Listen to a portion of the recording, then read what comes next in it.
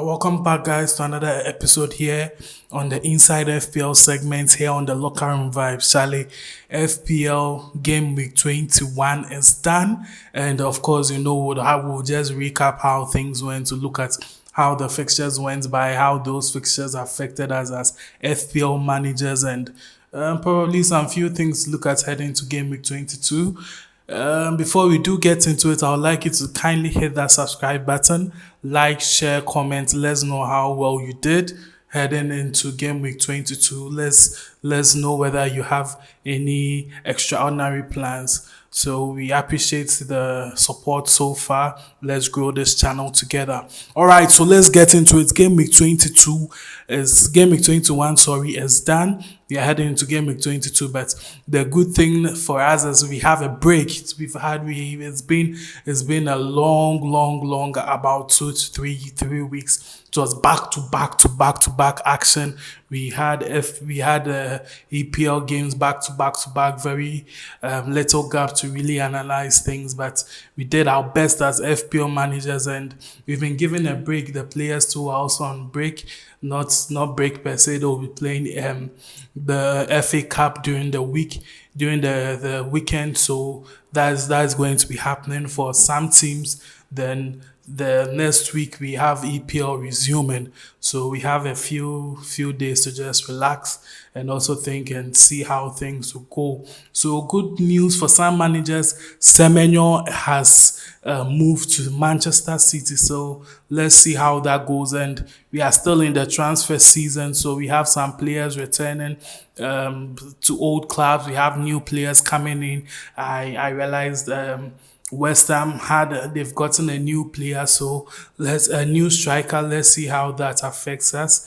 We'll go through that later.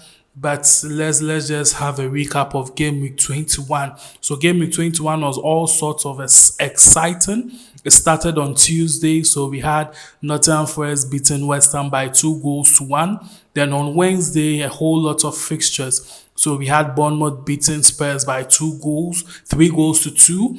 Then we had Brentford at home. They beat Sunderland by 3-0.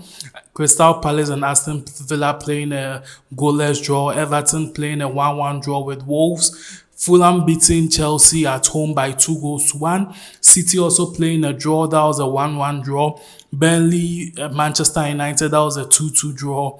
Then we have Newcastle, Leeds United. So that was a 4-3 win for Newcastle. They beat Leeds United.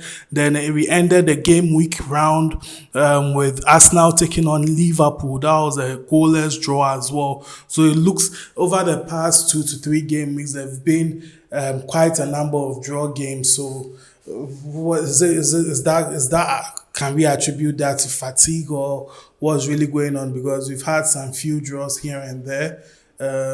Quite interesting. All right, so that's how the fixtures were looking. Some impressive wins during the game week. Some rather unfortunate draws too as well. So let's see how this affected us. So let's just go through a few. So we had average being 48 for the game week and highest being 118. So let's see what this manager did. So he had bench boosts activated, and it's really paid off. So there's a plus to him. So his bench boost really paid off.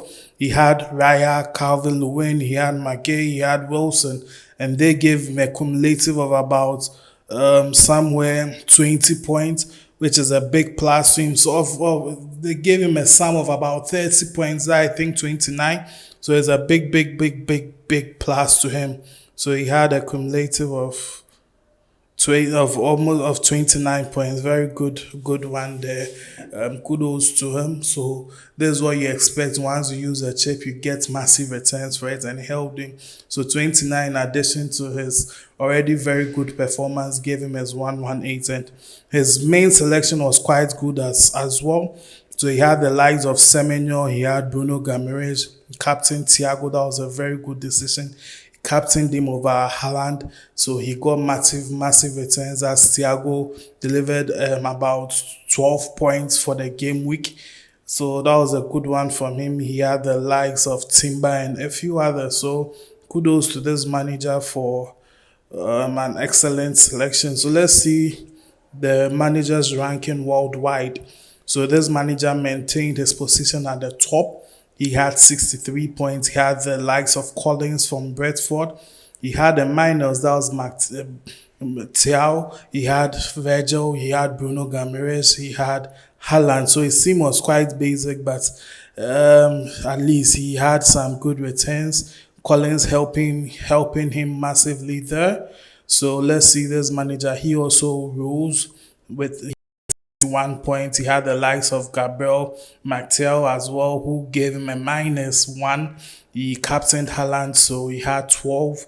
He had Thiago Calvin Lewin, so that was a plus for him that gave him a 61. Kudos to him. This manager also rose as well. That is third worldwide. His team was also basic. So far he could see the likes of Thiago, because Thiago for the past 2 or 3 game weeks has given back-to-back returns. He has been very good. So as I said, it's a cycle. So this is a season. It's not going to last. It's going to run for a while. Then he's going to start blanking. So it's good we have him now that he's providing massive returns. Should he go back to normal, you would have already gotten good returns from him. So you'd enjoy the benefits of your transfer. So he also had Wilson, he had Haaland, so good one from him. Let's look at this manager. He had 70, number 4. So same, we had Thiago, Haaland, Bruno Guimaraes. So very, very constant. So I always say the constant, and it paid off for him. So that is how it's looking so far for these managers worldwide ranking. So that is how it's looking. Let's see how the fixture difficulty rating is looking for some teams. So for the next 2 to 3 game weeks, so for the month of January, Arsenal are going to take on Nottingham Forest. They also have Manchester United and Leeds. So some tricky fixtures in there. Let's see how they go. Aston Villa have Everton, Newcastle, Brentford. So interesting one too. Bournemouth having lost Semenyo, they take on Brighton, Liverpool, and Wolves. So very tricky fixtures. The Wolves trying to, let's see. So after a win, they picked up a draw. Let's see whether they can keep up the momentum. Brentford have Chelsea, Nottingham Forest, Aston Villa. Brighton have Bournemouth, Fulham, Everton, Burnley have Liverpool, Tottenham, Sunderland. Chelsea have Brentford, Crystal Palace, West Ham. So with the appointment of Liam Rosenau as a new manager, he's from Strasbourg. We hope to see how Chelsea line up and how it's going to affect us as FPL managers and how things will go. So let's keep our fingers crossed for that one. Then we have Crystal Palace. They take on Sunderland, Chelsea, Nottingham Forest. So tricky there. We have Everton. They take on Aston Villa, Leeds, Brighton. Fulham. They take on Leeds, Brighton, Manchester. Leeds United take on Fulham, Everton, Arsenal. Liverpool take on Burnley, Bournemouth, Newcastle. City take on Manchester United, Wolves, Tottenham. So tricky ones there. Manchester United take on City, Arsenal, Fulham. So back-to-back action, hot action for Manchester United. We have Newcastle, they take on Wolves, Aston Villa, Liverpool. We have Nottingham Forest taking on Arsenal, Brentford, Crystal Palace. Spurs have some good run coming. They have West Ham, Burnley, Manchester City. Then Sunderland have Crystal Palace, West Ham, Burnley. West Ham have Tottenham. They have Sunderland and Chelsea. Then Wolves have Newcastle, City, and Bournemouth. So I think it's a good time to bring in some Sunderland players. Have a couple of Manchester City players. So let's see. They really need to pick up their form. So let's see how that goes for them. Also have some Liverpool players. They have some okay matches coming up.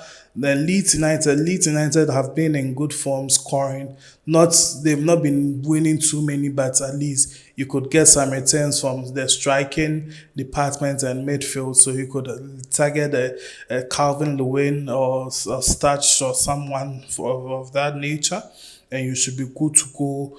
So that is how it's looking. So you'd also want to, of course, you can't leave Arsenal out and we'll see how that goes for them. Even though they have some tricky fixtures, let's see how that goes. So that is how the FDR is looking. It's going to be a very dicey couple of weeks coming up, as the fixtures are quite complicated in my opinion. So you have to be very strategic with your selection, and let's see how things go. So that is it so far. So I had 70 points. So my team basic. So I'm planning of taking Foden out as he's blanked. I kept my faith in him, but I think it's time to take Foden out. I would keep Semenyo for a game week or two to see how Pep utilizes him. Then it's either he stays or he goes out, because with this City team, there's going to be a whole lot of rotation and a whole lot, and I wouldn't want that to really affect my team. I had Wilson on the bench, I had Timber on the bench, and they gave me somewhere around 15 points. So that was rather unfortunate. So let's see how the other fixtures go. So of course I had Thiago, I had Bruno Gomes, I had Voltamed, I had Haaland. So those were my saviors. So let's see how the next few game weeks go. Stay connected. Be anticipate our coming videos for Game Week 22 and subsequent game weeks, and let's see greens together. Kindly subscribe, like, we are out.